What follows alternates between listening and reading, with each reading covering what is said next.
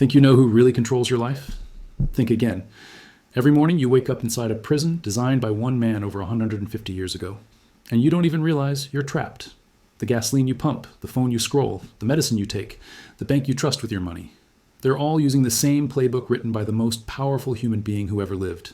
His name was John Davison Rockefeller, and he didn't just build an oil empire. He built the architecture of total control that governs every aspect of your existence today. You think Amazon invented domination? You think Google created the monopoly game? You think Big Pharma just happened to control healthcare? Wrong. They're all following a blueprint perfected in 1870 by a 31-year-old man in Cleveland, Ohio, who controlled just 4% of America's oil refining. 10 years later, he controlled 90%. By 1904, he controlled 91% of all oil in America and had become the richest human being in recorded history. But here's what will blow your mind. When the government finally broke up his monopoly in 1911, he didn't lose money. He made more, way more. Because Rockefeller didn't just build Standard Oil, he built the system.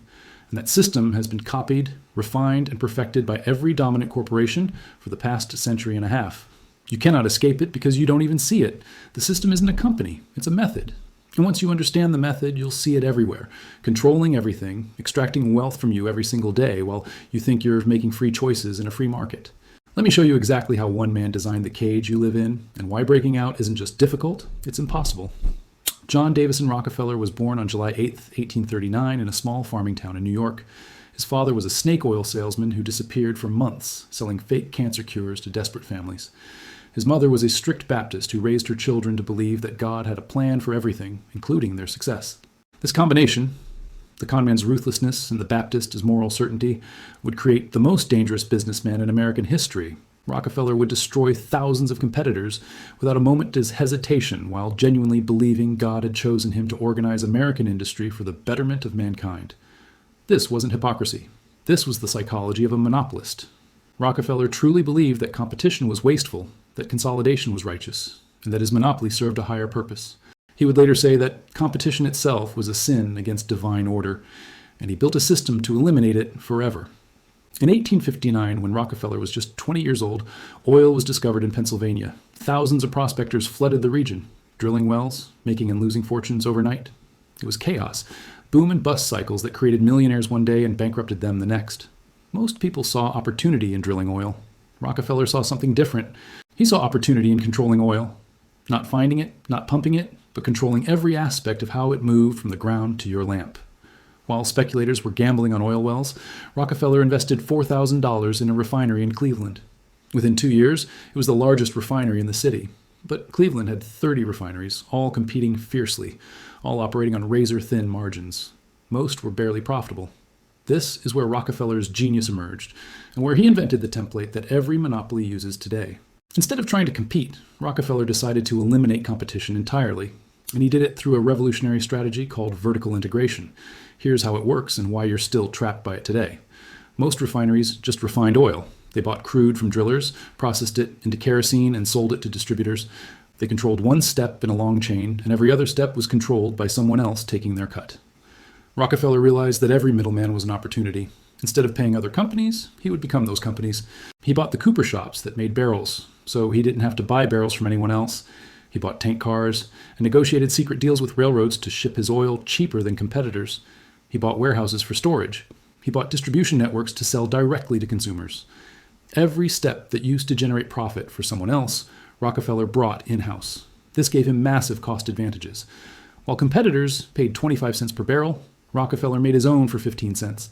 While competitors paid full freight rates to railroads, Rockefeller negotiated secret rebates that actually paid him to ship his oil while charging competitors more. This wasn't just efficient, it was predatory.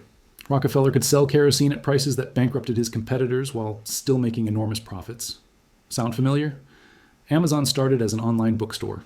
Now it owns the warehouses, the logistics network, the delivery trucks, the payment processing, and the cloud infrastructure that hosts its competitors' websites.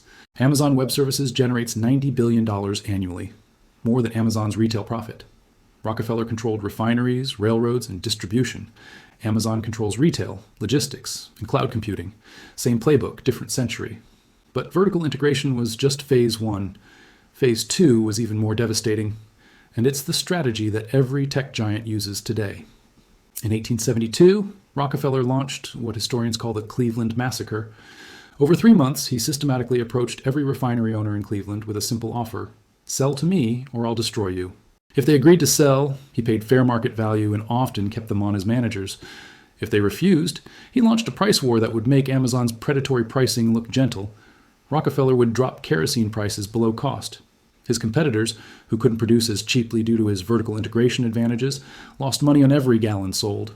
They had 2 choices: sell to Rockefeller or go bankrupt.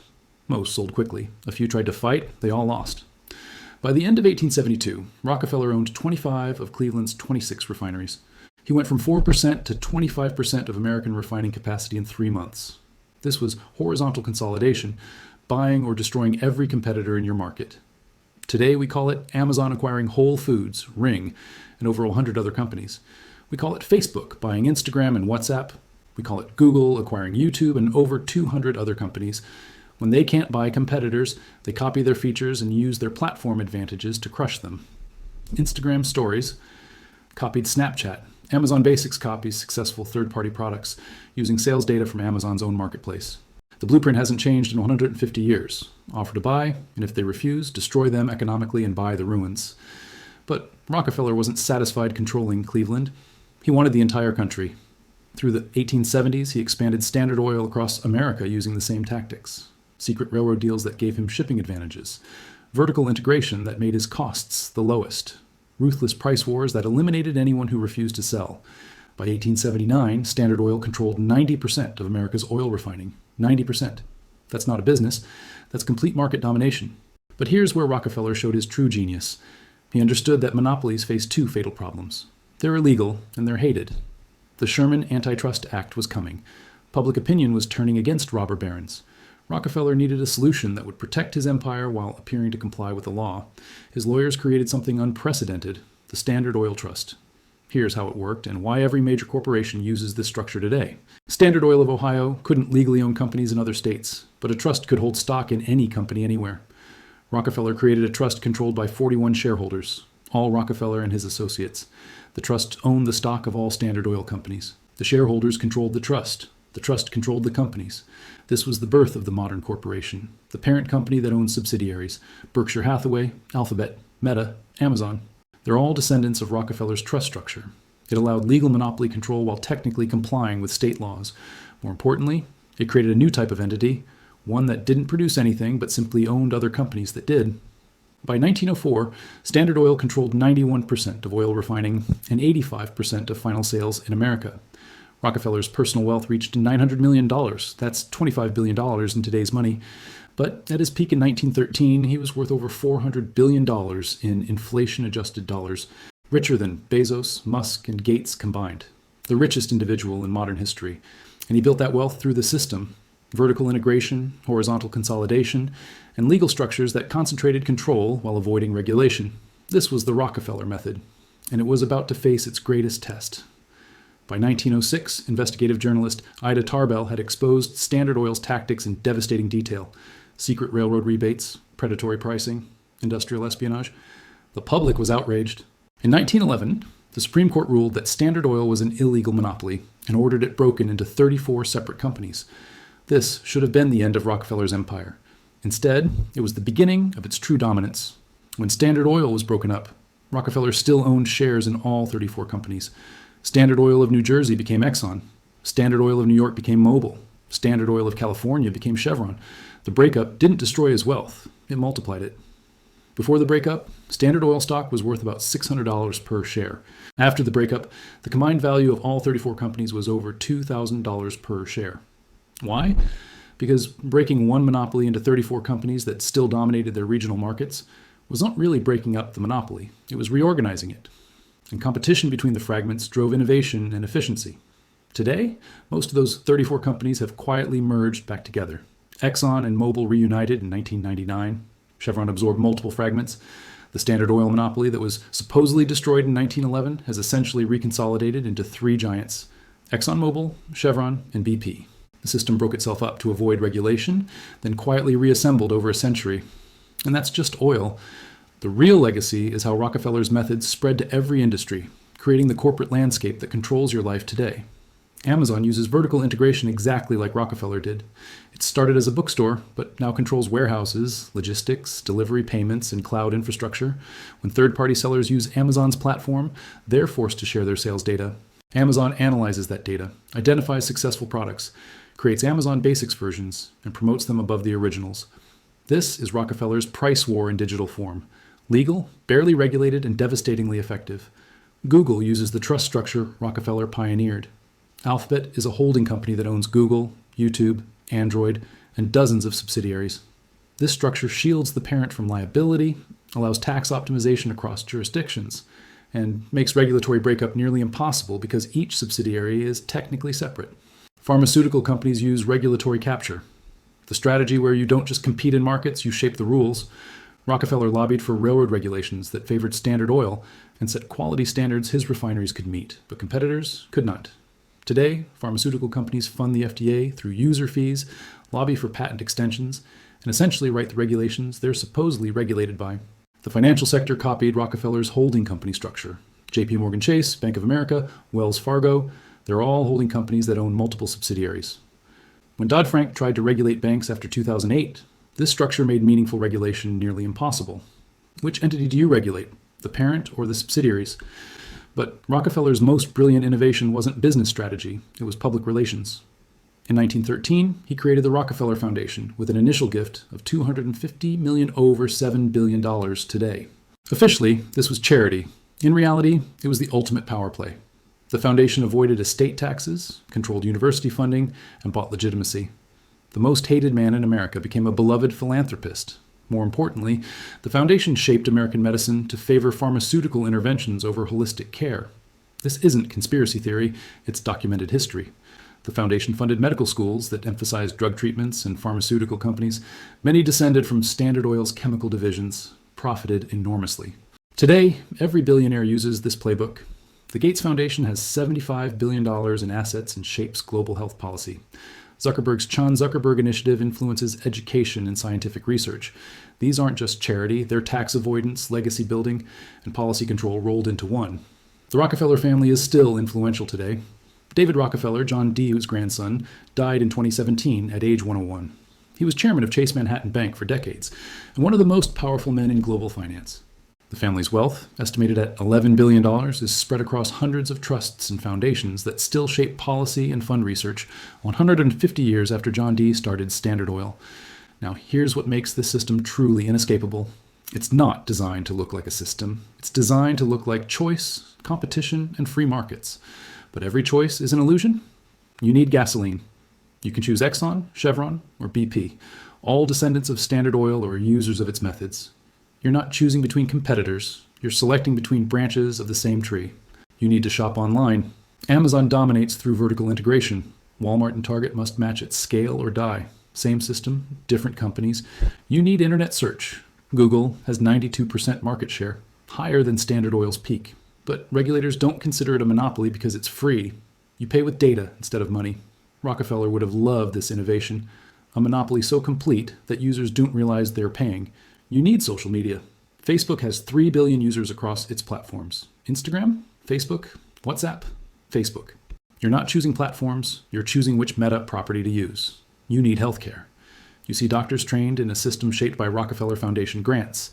You receive pharmaceuticals developed using patents and regulations pioneered by Standard Oil's chemical divisions. You pay through insurance companies using Rockefeller's corporate structures.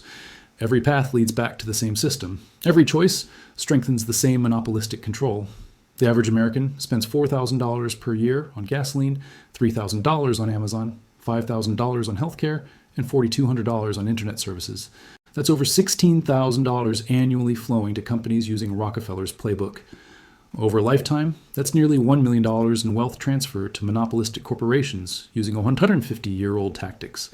And you cannot escape it. You could refuse to buy gasoline, but you need transportation to work. You could refuse Amazon, but its pricing and convenience make alternatives nearly impossible. You could refuse Google, but what search engine has 92% market share? You could refuse Facebook, but social connection is controlled by Meta's platforms. This is Rockefeller's ultimate achievement, not becoming the richest man in history, but building a system that makes escape impossible. A system where every path leads back to consolidated corporate control. where competition is crushed before it threatens dominant players, where regulators protect incumbents instead of consumers. But here's what most people miss about the Rockefeller system. It's not evil, it's efficient. Vertical integration does reduce costs. Horizontal consolidation does eliminate wasteful competition. The system works. It delivers products cheaper, faster, and more reliably than chaotic markets. Before Standard Oil, kerosene cost 58 cents per gallon. After Rockefeller's efficiencies, it cost 8 cents, an 86% price reduction. Amazon delivers products in 2 days. Google answers questions instantly. ExxonMobil produces gasoline at massive scale. The system delivers genuine value to consumers. The problem isn't that it doesn't work. The problem is that it concentrates wealth at the top while delivering efficiency at the bottom. You get cheap gas, fast shipping, instant information, and effective medicine. Rockefeller's heirs get trillions in accumulated wealth. Both things are true simultaneously. So what do you do when you're trapped in an inescapable system? You have 3 realistic options. Option 1, accept it. Understand that consolidation is a feature of advanced capitalism, not a bug. Use the efficiencies these monopolies provide. Buy from Amazon. Use Google. Accept that wealth will concentrate at the top in exchange for convenience at the bottom. Option 2, resist it. Support antitrust enforcement. Buy from small businesses even when it costs more. Use inferior alternatives out of principle. Vote for politicians who promise to break up monopolies. Make the system less efficient in exchange for less consolidation. Option 3, understand it and position accordingly. If you can't escape the system, benefit from it. Buy stock in the companies that dominate. If the system extracts wealth from everyone and concentrates it in these corporations, own these corporations. This isn't investment advice, it's pattern recognition. The Rockefeller system has concentrated wealth for 150 years, and will continue doing so because it's embedded in corporate law, tax codes, and regulatory structures. John D. Rockefeller died in 1937 at age 97. He lived long enough to see his monopoly broken up and reconsolidate. He lived to see his methods spread across every industry. He lived to see his foundations reshape American medicine and education. He built a system that outlived him by a century and will outlive us all. The system isn't Standard Oil. The system is the method. Vertical integration, horizontal consolidation, corporate trusts, regulatory capture, philanthropic influence. It started with oil, but spread to steel, railroads, automobiles, electronics, pharmaceuticals, and technology. Now it dominates every sector of the economy. Amazon eliminates retail competition. Google eliminates search competition. Meta eliminates social media competition. ExxonMobil, Chevron, and BP control oil. Pfizer and Johnson & Johnson control pharmaceuticals. JP Morgan and Bank of America control banking. The consolidation Rockefeller started has reached its logical conclusion. The end state isn't thousands of competitors. It's 3 to 5 dominant players in every industry, all using his playbook. And the consolidation continues. Every year, fewer companies control more market share. Every year, barriers to entry get higher. Every year, the system gets harder to escape. Rockefeller said, competition is a sin. Most people hear greed, but he meant it theologically. Competition is wasteful. It duplicates effort. It destroys capital. Consolidation is righteous. It creates efficiency. It serves consumers through lower prices. Monopoly isn't theft. It's the natural endpoint of efficient markets. This was his worldview, and he built a system to enforce it. 150 years later, we live in that system. You wake up in Rockefeller's world every single day. You pump his gasoline descendants' fuel. You shop on platforms using his vertical integration. You search on engines structured as his trusts. You bank with institutions using his holding companies. You take medicine developed through his foundation-shaped system. The man who controlled 4% of oil refining in 1870 ultimately controlled 100% of how modern markets operate, not through his companies, through his methods. The Rockefeller system is the modern economy, and you cannot escape it because escape was never supposed to be possible. Understanding this isn't about despair, it's about reality. The system works exactly as designed. It concentrates wealth while delivering efficiency. It eliminates competition while providing convenience. It captures regulation while appearing free. You live inside the most successful business model ever created, designed by the most successful businessman who ever lived. Welcome to Rockefeller's world. Population, everyone. This is just one piece of the bigger picture. Subscribe if you want to understand the full context and how to better protect yourself in uncertain times. And the video on screen takes this story one step further.